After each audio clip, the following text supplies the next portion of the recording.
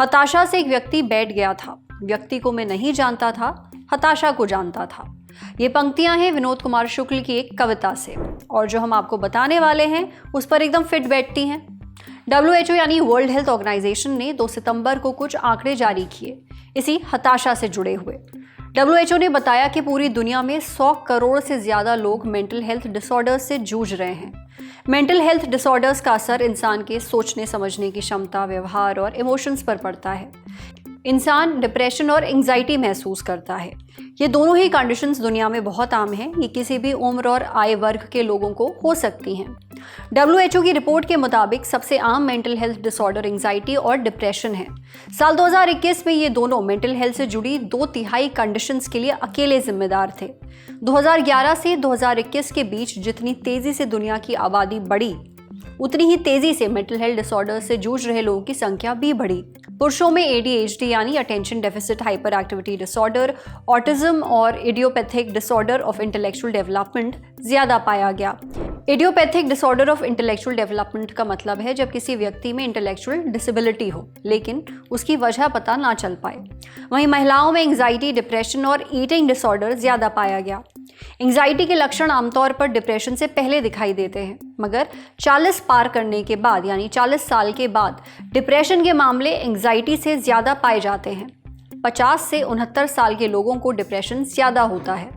WHO की reports बताती हैं कि युवाओं में मौत की एक बड़ी वजह यही है। दुनिया भर में हर 100 में से एक मौत खुद की जान लेने से होती है। यहाँ तक कि एक इंसान औसतन 20 बार कोशिश करता है।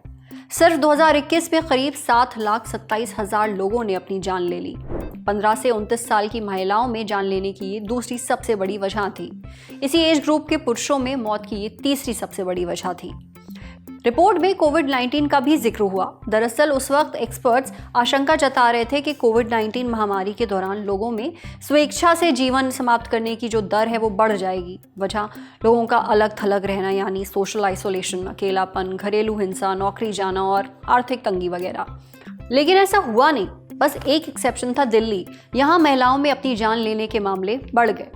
ये तो तय है मेंटल हेल्थ डिसऑर्डर्स एक बड़ी आबादी को प्रभावित करते हैं, लेकिन इसके बावजूद देश अपने हेल्थ बजट का सिर्फ 2% ही मेंटल हेल्थ पर खर्च करते हैं और डिप्रेशन से जूझ रहे सिर्फ 9% लोग ही ऐसे हैं जिनका सही इलाज हो पाता है। भारत में कितने लोग डिप्रेशन से जूझ रहे हैं?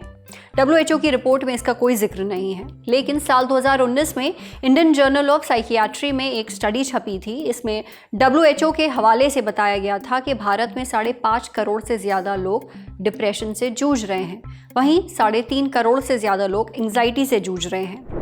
और ये तो केवल रिपोर्टेड डेटा है। तो सोचिए हमारे देश में कितने सारे लोग चुपचाप एंजाइटी और डिप्रेशन जैसी समस्याओं से परेशान हैं।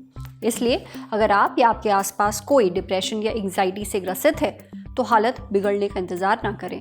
तुरंत किसी मेंटल हेल्थ एक्सपर्ट से मिलें ताकि इन डिसऑर्डर्स को बढ़ने से रोका जा सके और आपकी ज़िंदगी बेहतर बन सके।